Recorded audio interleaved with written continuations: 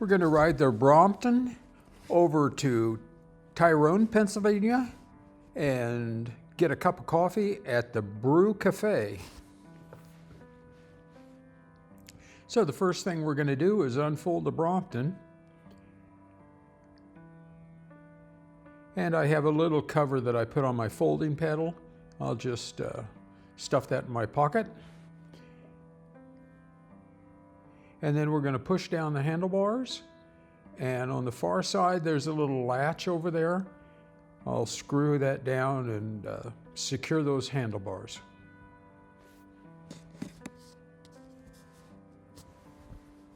Next, you unfold that foldable pedal.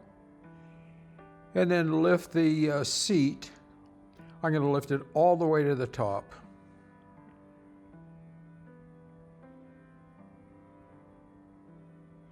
Lock it off.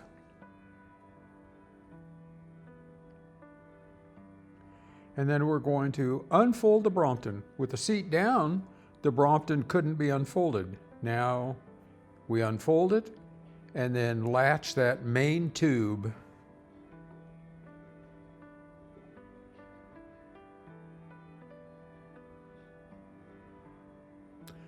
Then what I'm going to do is unlatch the seat and set it to the size, the height that I always ride. There's a sleeve you can install that will bring it to the same height time after time, but since I ride with different shoes, I didn't install that sleeve. Okay, latch the seat back, and I'm ready to go. Oh, I guess one last thing, I better take my water along. And I'm going to get one more thing out. I have my Garmin 840 is in the little basket up front here, little bag.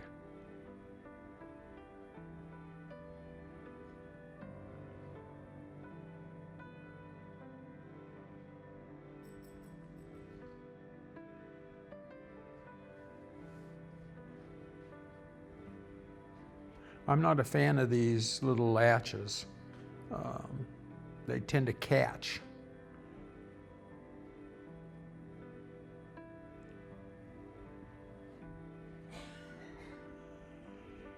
And I have that little plastic attachment thing with the rubber band permanently installed on the handlebars. So the 840 is on.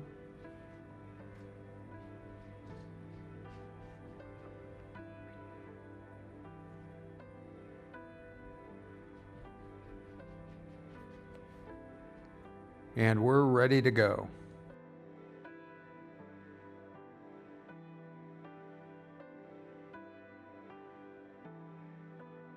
October 24th, a beautiful fall day. I'm on my Brompton, and we're headed to Tyrone, to the Brew Cafe, for a cup of coffee. Look at those beautiful fall colors. It's just a wonderful day. My Brompton is a C-Line 12-speed. It has a 3-speed Sturmey Archer hub gear and then a 4-speed derailleur. So 3 times 4 gives us the 12 gears. Some of them overlap, so I have really about 10 gears, distinct different gears. It's a beautiful bike. I love to ride it. And here we are going down Bell Hollow. We're going down towards the main highway. You can see it's a bit nippy out. I've got some gloves on. And we'll make the turn down here, make a turn to the right, and get on the main highway headed towards Tyrone. You have to be willing to ride with the traffic if you're going to be on this particular highway, although it's not nearly as bad as it used to be with I-99 now over there. But still, there are some large trucks. And there one goes right, zipping right by me. I love this bike, and if you look at my Garmin, you can see right now I'm doing about 15 miles an hour. I know that I'm in the second gear on the Sturmey Archer, and I don't know which derailleur gear I'm in, but I can keep up with regular road bikes without much effort. They're always shocked at how this little bike with 16-inch tires stays up with them. And there it is, 17 miles an hour. About a mile away from the house. 17.7.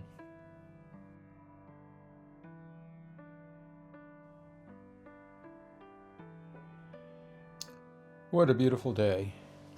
And it's a great day actually to race your shadow. You tend never to win this race.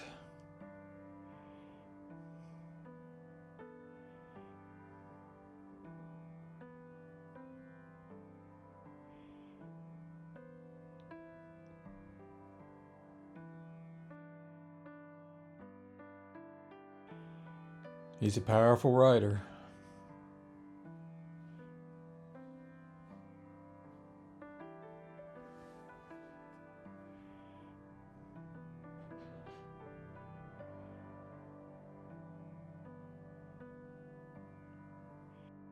But it was a beautiful, sunny day.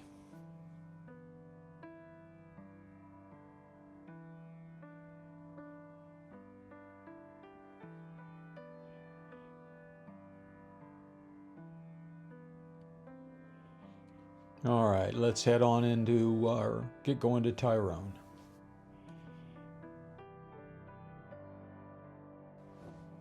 And here we're coming into a major intersection of 220 alternate and 350. And this is an intersection where the lights are activated by the traffic, and they do not recognize bicycles. So I've tried being out in the middle of the highway and not gotten across. But in Pennsylvania, if the lights don't recognize you when there's no traffic, you're free to go yourself. So I just waited until there was no traffic and pedaled across that intersection.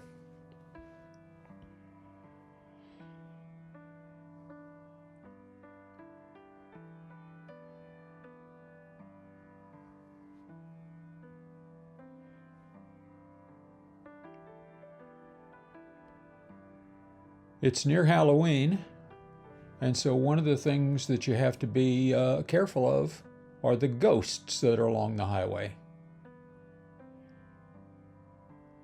There aren't many hills on this ride, but this is one of them, and I'm so glad that I have some nice low gears on this Brompton. So pedaling up this hill, and as soon as I get to this sign, it'll be a coast all the way down into Tyrone.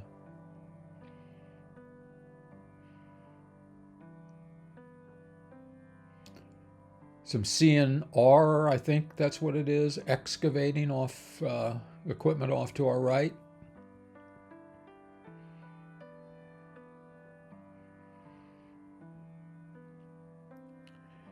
And here in a second you can see I'll be giving these legs that have been pedaling a nice break going on down into Tyrone.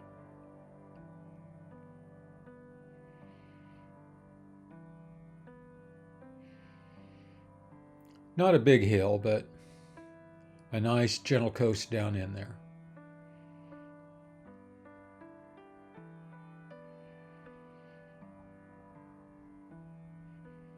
The last curves coming into Tyrone.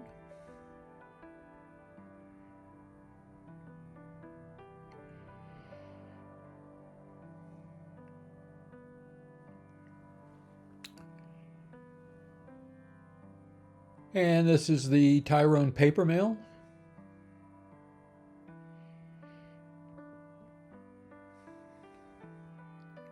And we just have a few blocks now until we get to the Brew Cafe.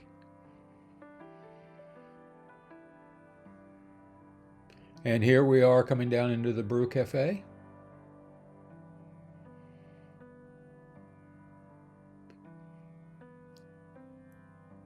And I'll be folding up the Brompton and taking it inside.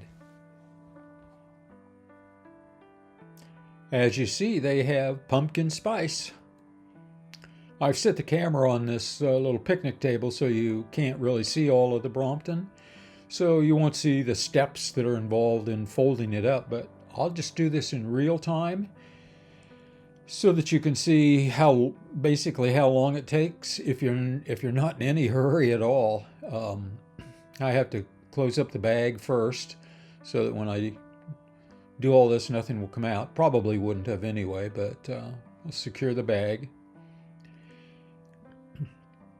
And then we'll fold it and take it inside with us. It's the wonderful thing about the Brompton. You can sort of dispense with your bike locks because generally you can keep this bike with you wherever you go. I've never had anybody say, because it packs up so small and you're carrying it or wheeling it along. Never had anybody say, you can't bring a bicycle in here. So.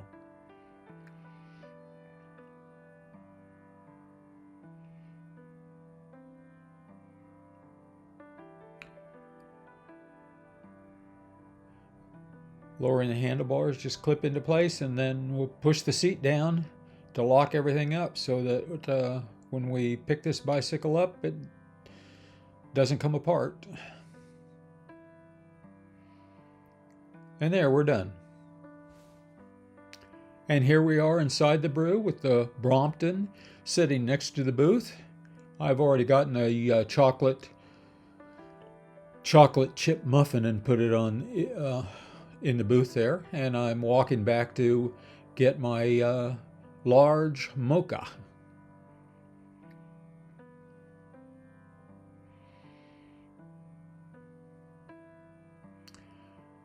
So it's a tough ride with a large mocha and a chocolate chip muffin.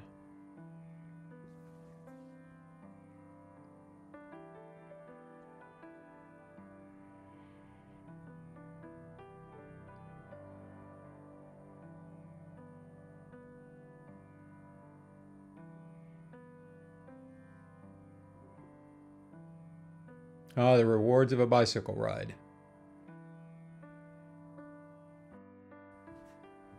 And now we're outside, and I'm going to unfold Brompton and head back towards home. Again, I have the Insta360 camera that I'm doing the filming with here, sitting on the picnic table, so you can't see the entire bike, but you'll get a sense of how long it takes to put this back together when you're not in any hurry whatsoever, so that you can ride it, because I'm doing this in real time. So I brought the handlebars back up, and I'm going to leave this in kickstand mode, which means that the back third is going to be left folded, and I'll unfold the rest of the bike. And it just makes it very stable, sitting there on the sidewalk. So here we go. Leave that back end just down. And clamp together the front half, or the front third actually, to the middle part of the bicycle. And now that can just sit there while I get the water bottle and put it back in the bag. And then you can see on the picnic table there's a little camera mount. That's the mount that I'll put on my handlebars right there for the 360 camera. So if you weren't putting a camera on, it wouldn't take all this time either. I just left the Garmin on the handlebars. But basically, we're ready to go. So all I really need to do right now is unfold that bicycle, the last half, and jump on and go. And here we are then on the Tyrone streets, going away from the Brew Cafe, and I'm going to make a right-hand turn on this street. As I head back home, I'm going to show you little sections of Tyrone as I ride through it. But we're not going to see all of Tyrone. I don't want to do this in real time. But just stick with me because there's kind of something very interesting about having a 360-degree camera on board with you. Hang on, and in just a minute we'll make a turn up here, and I'll show you what I mean. So when I edit this video at home, you know, I can look ahead of me, to the sides, and behind. I'm shooting video 360 degrees. It's an Insta360 camera that was on that little mount on my handlebar. So we're going to make a turn here, and I want you to look at my hands first. You can see I do not have a glove on that hand. I do not have a glove on the other hand. And now look at my shadow. And on the right side of my shadow, you can see something that's flapping out right there. I got my left-hand glove put back in the left-hand pocket, but I did not get my right-hand glove pushed all the way into my right-hand pocket. So that glove is kind of out there flapping around in the air. I'm going to get all the way back home and discover that I've lost my glove on this ride. But as I look back at all this film, and I'll show you when we get there, I'm going to be able to pinpoint within about 100 yards of where I actually lost that glove. So the following day, I got in the car, drove back to where I believed that I had dropped, that glove had blown out of my pocket. Look at that darn thing flapping. Where that glove had blown out of my pocket, and there it was, laying right there along the side of the road. So the benefits of being able to film all the way around you and notice the errors that you're making. So again, we're going to just sort of do little sequences here as we go through and out of Tyrone on these little back streets. Enjoy. Notice that as I go by the Tyrone Park on my right, you can still see that little glove poking out right there into the wind. So it's still hanging in my, halfway at least, in my pocket. And I'm going to make a left-hand turn here.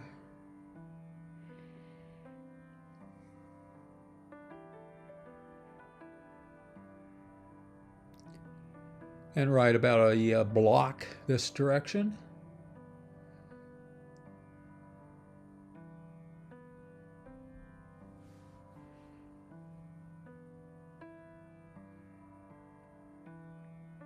You can see the wheels in the shadow on the rack back there. Those are a little bit larger wheels that I put on my rack so that it rolls a little nicer.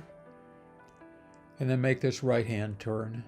And again, you can still see the little Y coming off there. That's my glove sticking out of my jacket pocket. And here you'll be able to see, if you look closely at my pocket, you'll be able to see the actual gloves hanging out there. Right down there, there it went, hanging out. So we still have the glove going up this hill, going outside of Tyrone. And here the glove is clearly visible as I'm going to be riding by the Grace Nature Trail that's just on my right. It's a beautiful little trail. I oftentimes stop there, but you can see that glove is wanting to inch its way out. The Grace Nature Trail used to have some beaver down there. I don't know if they're still down there or not, but you'll see the sign here. And then it's not a trail you ride your bicycle on. It's a walking trail. Right down in there it goes. Beautiful place to walk. And now we're going up this little hill.